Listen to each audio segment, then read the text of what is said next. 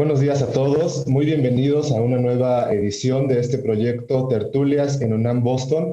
A nombre del director de la sede, maestro Benjamín Juárez Echenique, les doy a todos la más cordial bienvenida y agradezco a todos los panelistas por aceptar la invitación a discutir sobre un tema muy importante, que son las estrategias de vinculación entre la universidad y la empresa. También a lo mejor se tocan un poquito el tema de los ecosistemas de innovación, tanto en México como en Boston, y realmente tenemos un panel de lujo de académicos y profesionistas que radican tanto en la Ciudad de México como en la ciudad de Boston y Cambridge, Massachusetts.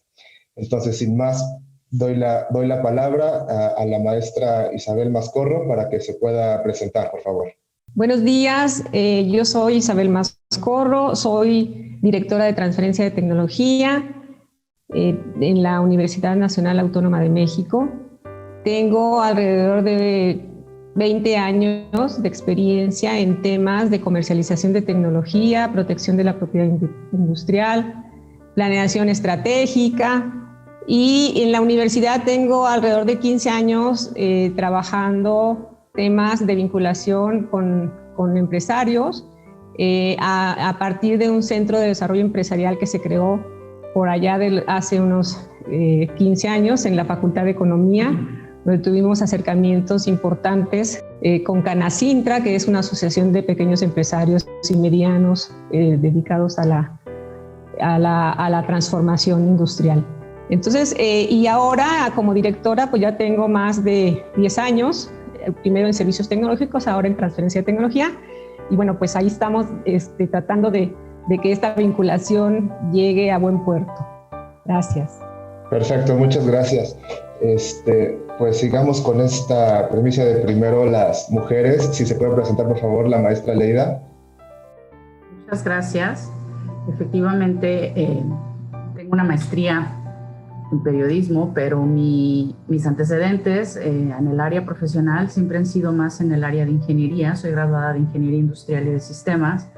Trabajé muchísimos años en lo relacionado con desarrollo de productos, manejo de líneas de producción, asuntos electrónicos y de manufactura, y posteriormente, una vez que me mudé a Boston a realizar mis estudios de maestría, estuve trabajando más bien en manejo de proyectos y como gerente de ingeniería para una empresa que se dedicaba a vender equipos a toda Latinoamérica, y entonces esa era parte de mi responsabilidad.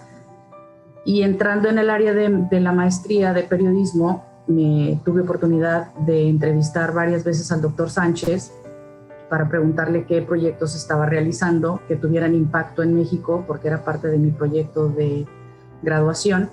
Y entonces aprendí sobre varios proyectos relacionados con las energías renovables, con los ecosistemas de innovación, con el desarrollo de investigación en negocios sustentables, y me encantó el tema.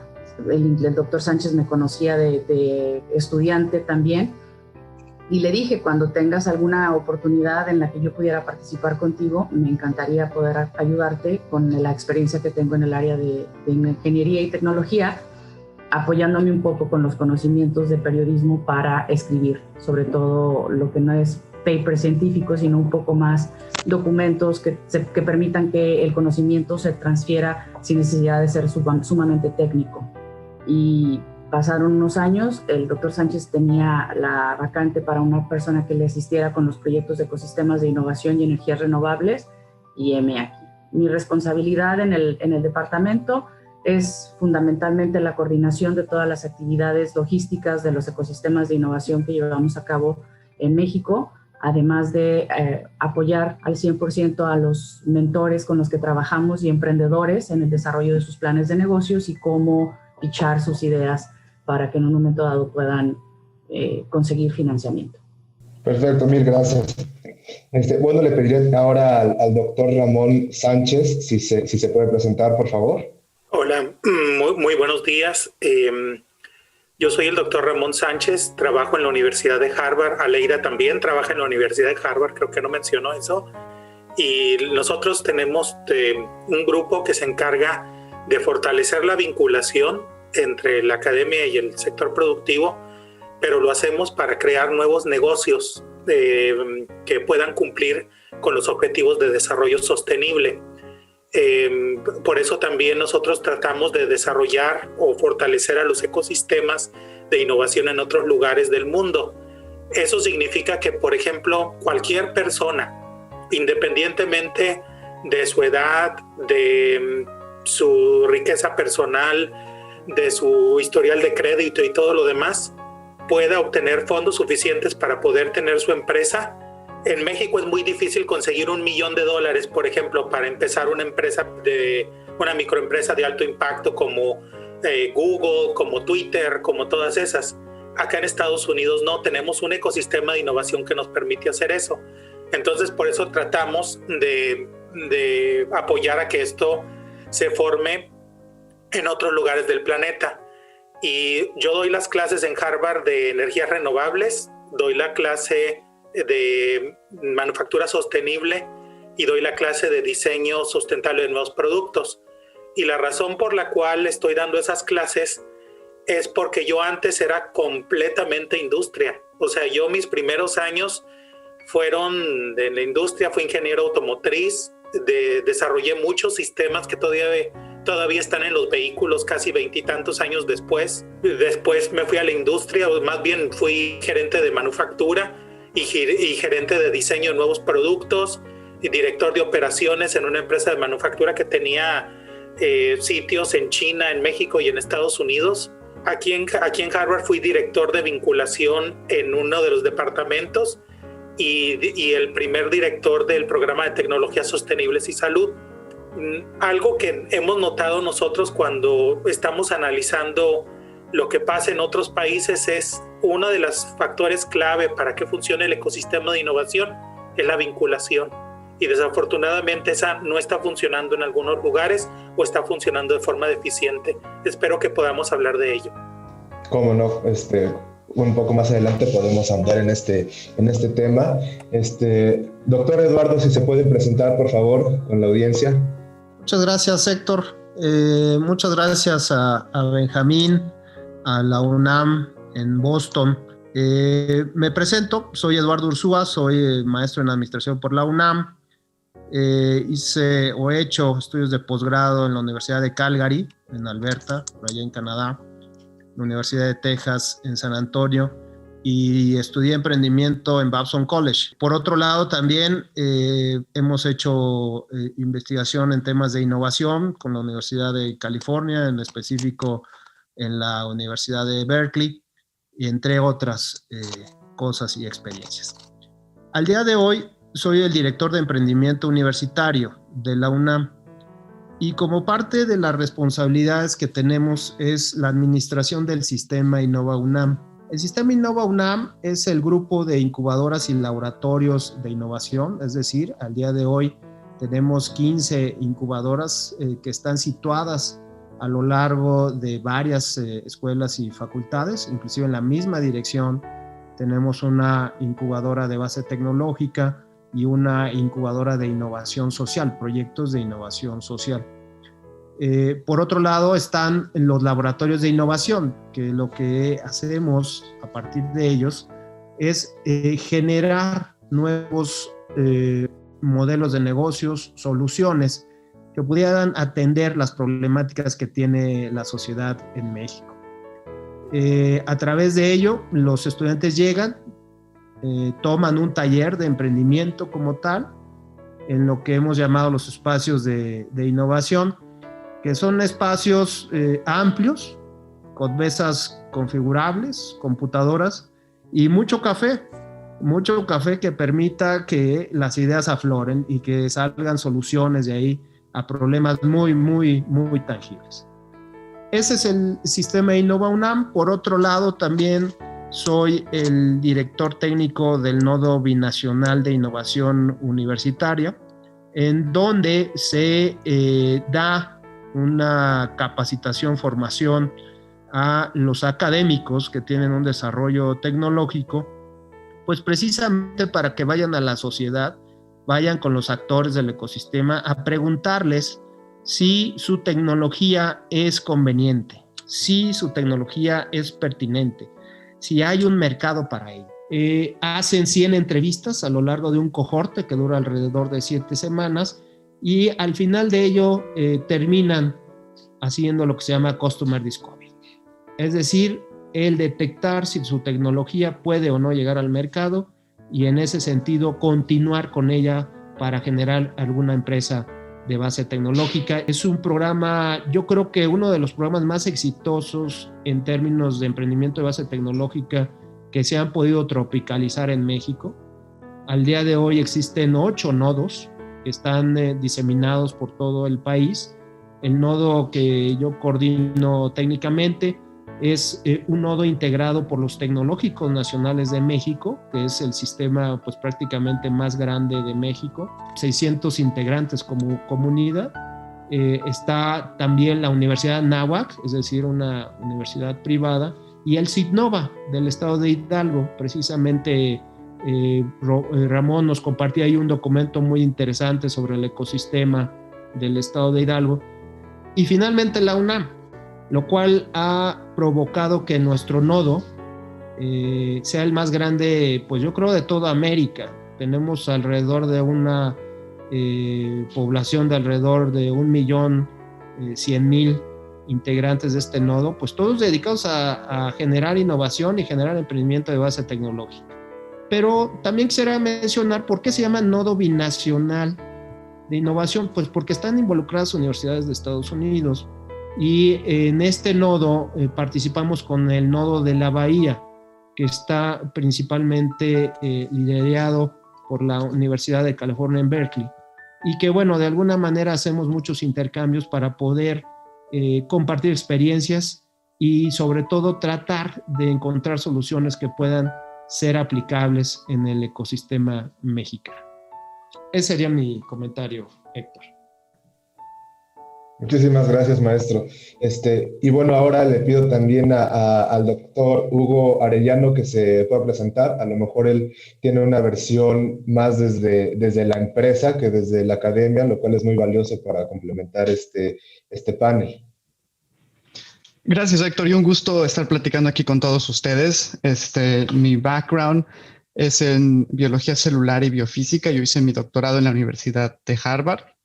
De ahí yo empecé a trabajar en la compañía farmacéutica Novartis, ahí en Boston, Massachusetts, en los headquarters de innovación y desarrollo, donde yo lideraba varios grupos de estudio, particularmente sobre el microbioma y otras modalidades enfocadas desde el IBD, no sé cómo se dice en español, perdón, hasta ciertas formas de inmunoncología.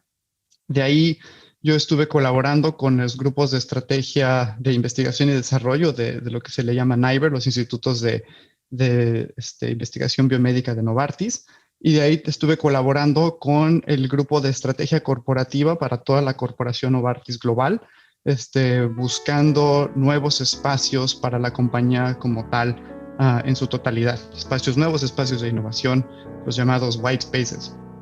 De ahí me gustó la innovación, los nuevos espacios tanto que me mudé al Novartis Venture Fund, al fondo de inversión de Novartis, el año pasado, y ahí junto con mis colegas invertimos en compañías de biotecnología con un enfoque terapéutico en diferentes áreas de desarrollo, pero particularmente en áreas en early stage companies. Series A es generalmente donde el fondo invierte, pero hacemos desde compañías nuevas con investigadores hasta etapas ya clínicas, etcétera.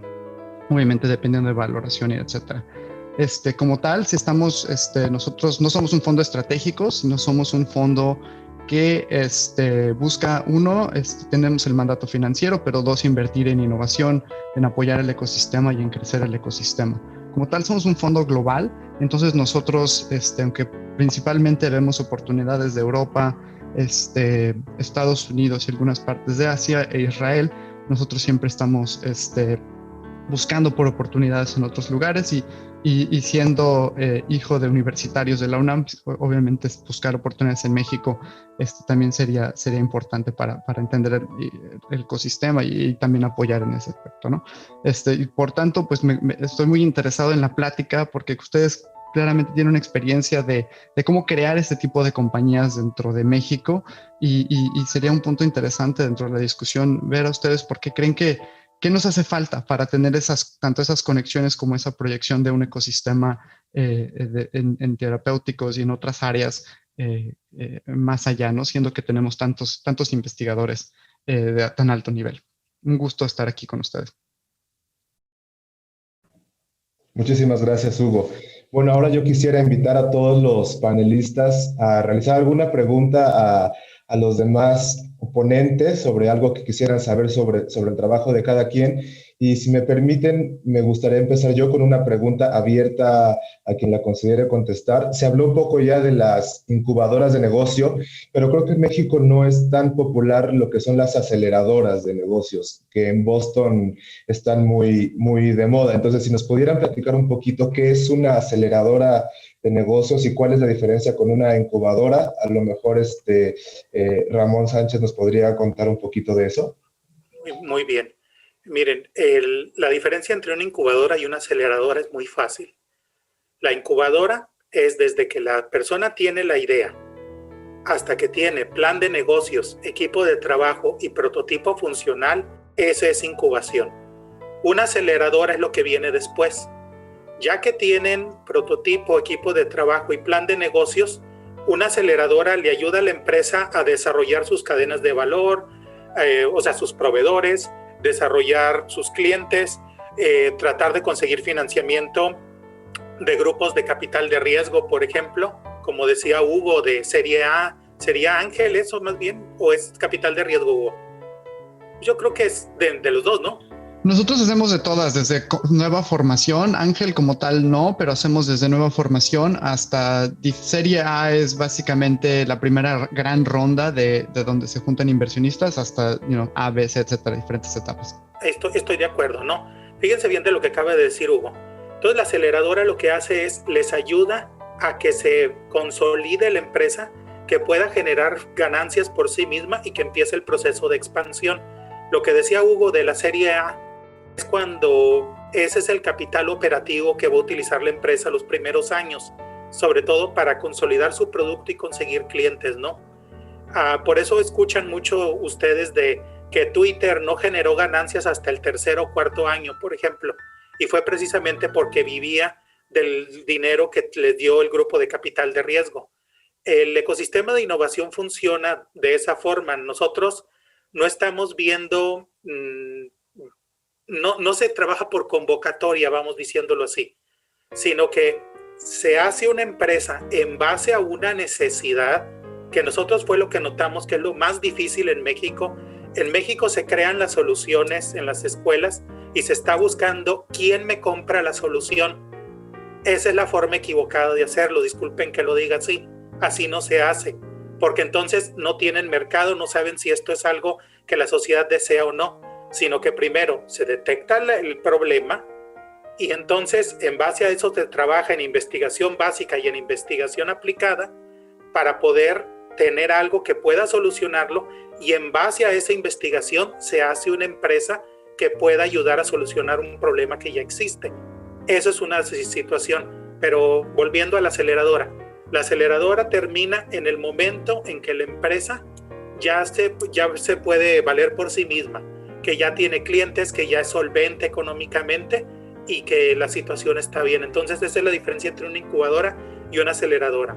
Una cosa bien importante, una aceleradora siempre, de los siempre, tiene una lista de inversionistas o gente que les puede ayudar a hacer crecer el negocio.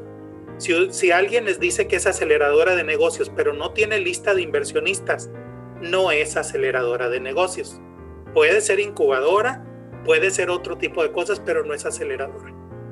Si me permites, Héctor, hacer un comentario para enriquecer un poco la participación. En México es un poco diferente que en Estados Unidos. Ustedes conocen los dos ecosistemas, inclusive a nivel de conceptos mismos. Por ejemplo, el mercado del capital en México empieza con las clásicas 3 Fs, ¿no? Family, Friends y los federales, ¿no?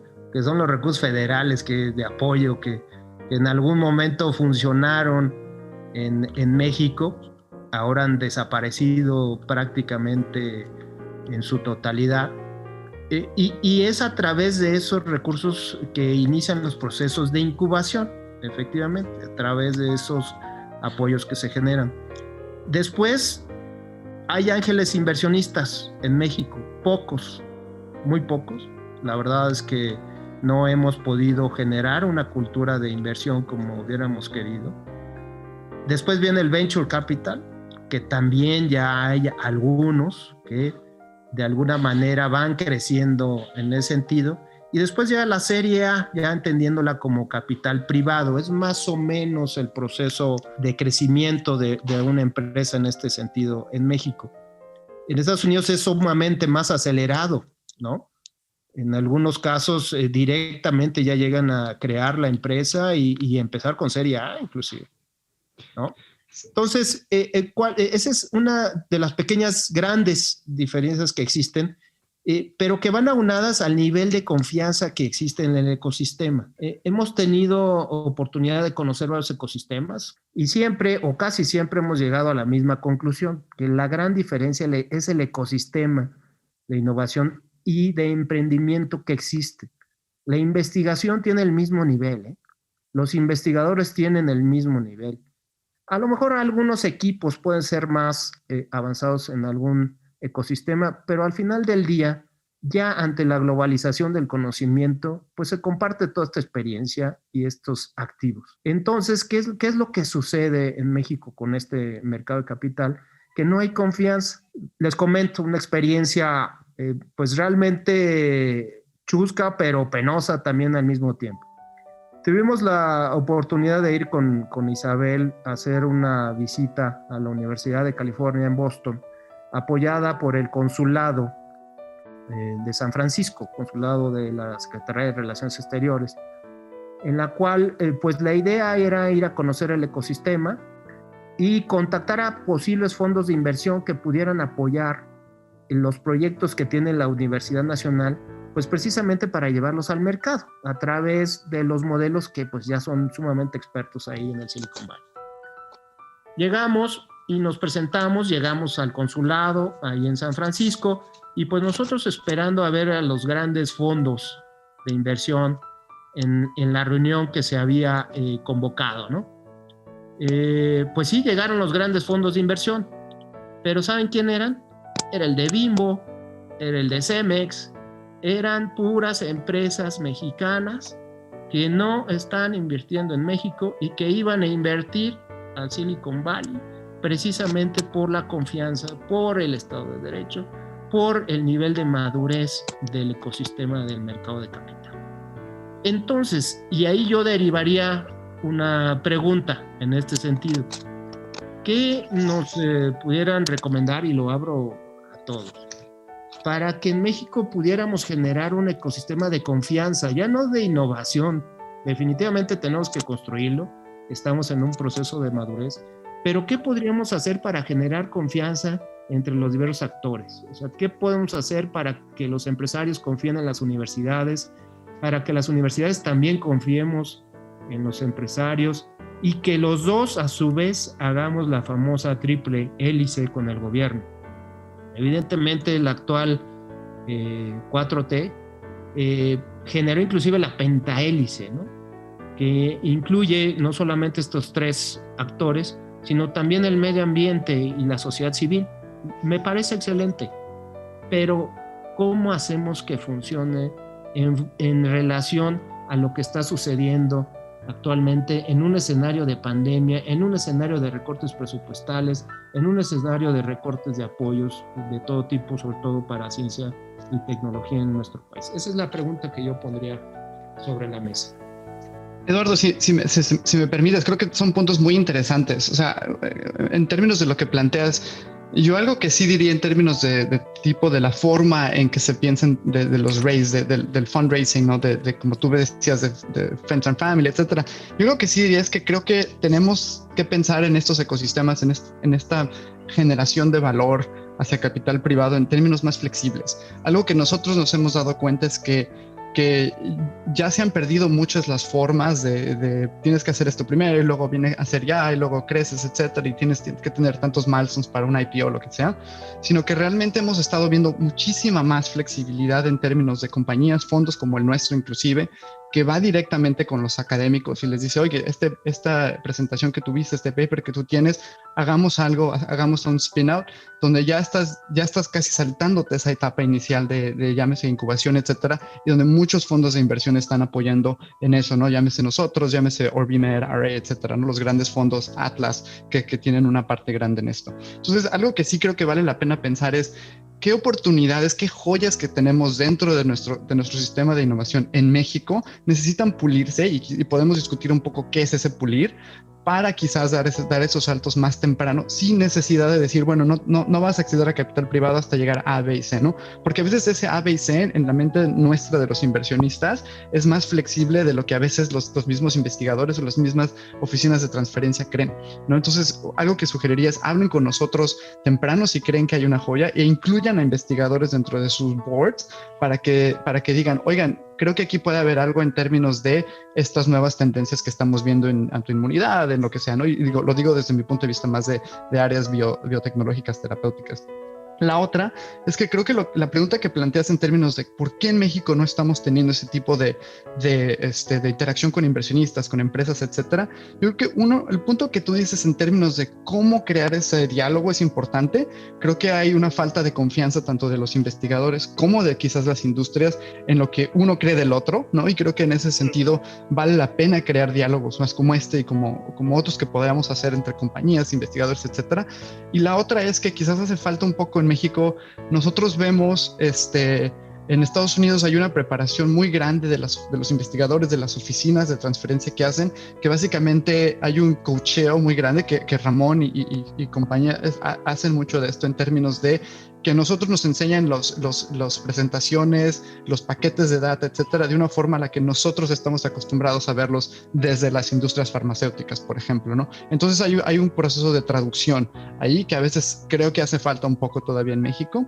Y la otra que tú decías en términos de por qué a lo mejor se invierte en Estados Unidos y no aquí. Estoy de acuerdo, creo que el nivel de investigación, el nivel intelectual aquí es increíble, ¿no? Quizás a veces hasta más, ¿no? Porque aquí en México se tiene que aprender a hacer todo sin tanto dinero, sin tantos aparatos, etcétera. Somos más creativos, yo creo. Pero creo que la parte en la que falta son dos.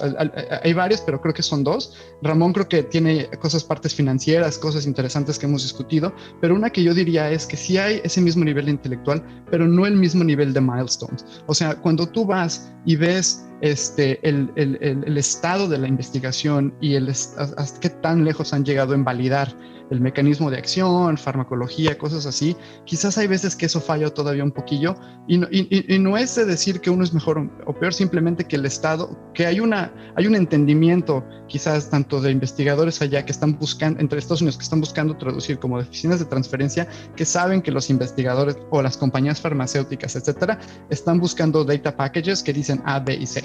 Entonces ya lo tienen muy planeado y quizás nosotros estamos todavía muy enfocados en la parte mecanística, etcétera, que es increíble, pero nos hace falta de nuevo esa parte de traducción.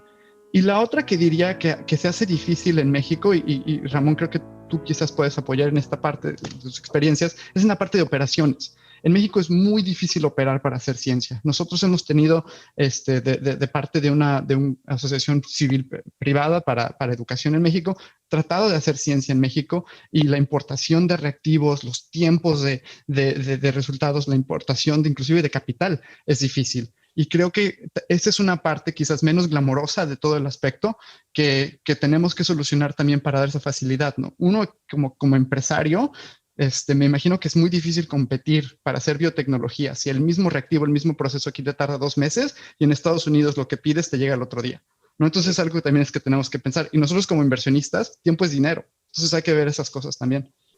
A mí me gustaría intervenir un poco en cuestión... me dice que estoy silenciada, ¿ya estoy bien? No, ya estás bien. Ok. Conocer un poco las causas de las diferencias en los ecosistemas en ambos países. En Estados Unidos en los 80 se crea un sistema que facilita mucho la vinculación universidad-empresa. Las universidades financian directamente investigación. Nosotros no lo podemos hacer hasta los años 2000. O sea, no son 20 años de brecha temporal y que sobre todo las universidades públicas tuvimos que pasar por muchos procesos normativos para que se permitiera hacer eso. Ahora ya tenemos un marco que desde los 2018 pues ya está abriendo esa posibilidad. Entonces, no era factible esa vinculación con los empresarios y no había posibilidad de hacer esa confianza, construir esa confianza. Con quien pudimos trabajar mucho tiempo y lo hacemos a la fecha es con el sector público.